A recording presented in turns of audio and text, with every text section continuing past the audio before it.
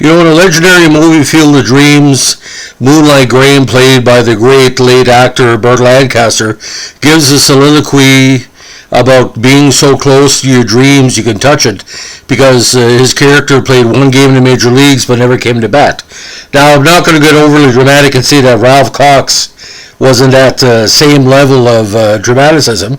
He had a very strong career as a player, but literally his story about what happened with him with Team USA for the 1980 Olympics is now the story of legend.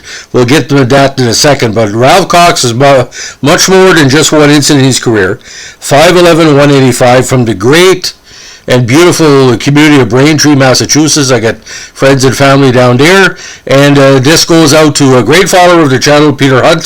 Thank you, Peter, for reminding me. I was going to do a podcast on Ralph a few months ago, but in the midst of time with COVID, I was doing other stuff, and I apologize.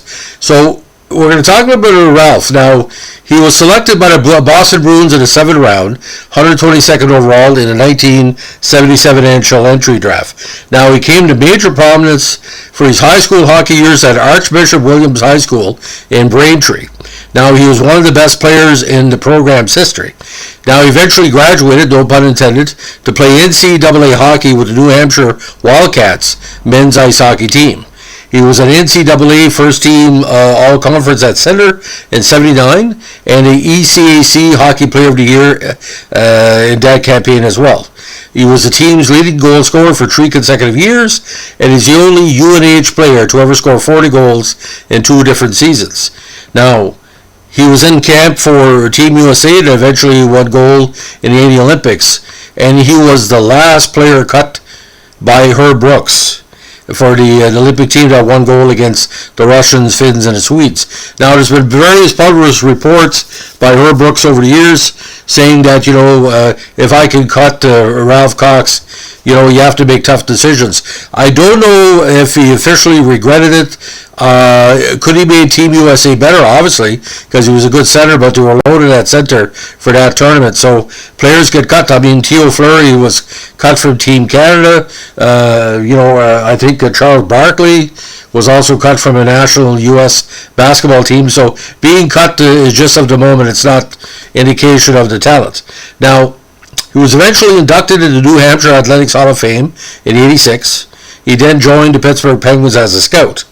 He eventually won 2 Stanley Cups in 91-92 as part of Pittsburgh's what they call management team, and so technically didn't win a gold medal but won 2 cups, and his name was also engraved on a Stanley Cup in 1982.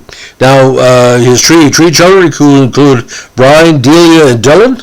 Now, in the '81 television movie Miracle on Ice, the character of Ralph Cox is played by actor Brian Mazur, and you go into a little about the process of why Cox was cut. Now, a more accurate portrayal of Cox is presented by Canadian actor Kenneth Mitchell in the 2004 award-winning Disney film Miracle on Ice, starring Kurt Russell. Now, University of New Hampshire numbers, 4 seasons, 23, 76, 70, 74 points. Best campaign, 79, with 42 goals. 1980, he spent time in the CHL and the AHL with Tulsa and Bennington after the Olympics wrapped up. 81 with Muskegon of the IHL and Tulsa of the CHL. Then he played internationally for Sapa of Liga, where he put up 51 and 34 points over 2 seasons. Then with Klagenfurter AC in Austria, 38 goals in 38 games, 62 points. He also played 3 games that year with New Haven of the AHL. Now, 85 with Sapa of the Liga, 40 points in 34 games, and his international career wrapped up with SC Rapperswil Jona of the NLB, where he had 2 goals and assists in 2 games. Now, Liga totals, 126 points in 99 games, 70 goals. So he put up some very prominent European numbers.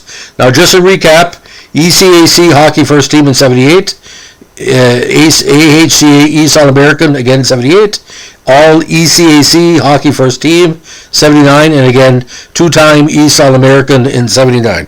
So a very interesting career. I think from a standpoint, it's just bad timing. He had a very, very successful career in Europe, but like Herb Brooks had to cut somebody. Now, if the Olympics allowed 23 or 24 players, which is more common now, he obviously would have made the team. You do the rough math. If you have 4 lines, that's 16 players.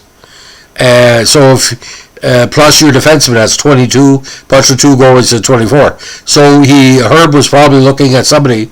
He had to cut somebody to make room for an extra defenseman, and you had people like Bill Baker and other key skaters. Doesn't mean anything negative when you're a top 25 player in the U.S., which he was in college for those years.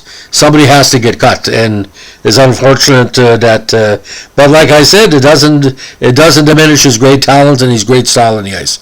So if you like what we're doing here, give us a like, comment, and subscribe. Again, thank you to Peter Hunt, good follower of the channel, and like Peter likes to say, keep her up, Gov, and I do appreciate that, Peter.